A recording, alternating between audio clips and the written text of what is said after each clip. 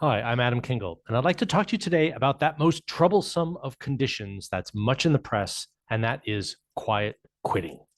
Is it a thing? Really? Or actually, are we just talking about people doing the bare minimum, just trying to hang on and draw their paycheck and keep their noses down? Well, that's kind of what a lot of people have been doing for decades, if not centuries. I wonder if we just put a new label on a condition that we have been too easily ignoring for far too long. And that's really just engagement. So, how do we as leaders better engage our people? Well, I was particularly looking at the largest demographic in the workforce in my own research, and that's Generation Y or millennials. And what might keep them engaged at work and actually allow them to give more discretionary effort than they ever have before. And it has to do with mainly three things.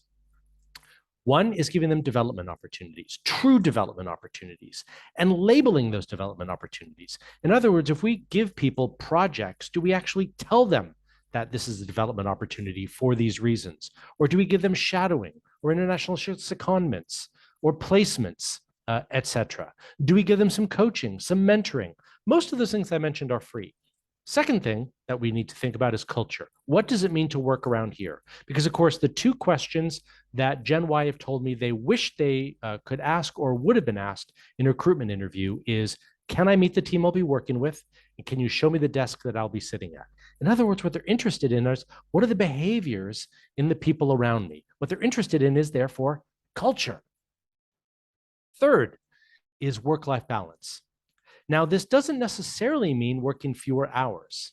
So when we say people are quiet quitting, what they're telling us is that they're working the bare minimum of hours. But there might be something behind that, which is that what they truly want is flexibility in terms of where they work.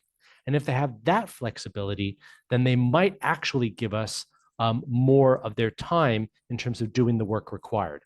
I am not suggesting that we kill people and work them to death. But if we think that people are giving us the bare minimum, how do we create the conditions of that work so that they're more willing to do what is required to the extent that is healthy and well? And that is a two-way conversation, of course, between employer and employee. But work-life balance is a tricky question because we always have to ask ourselves whether we're dealing with hours worked or are we dealing with flexibility in terms of where and how the work happens.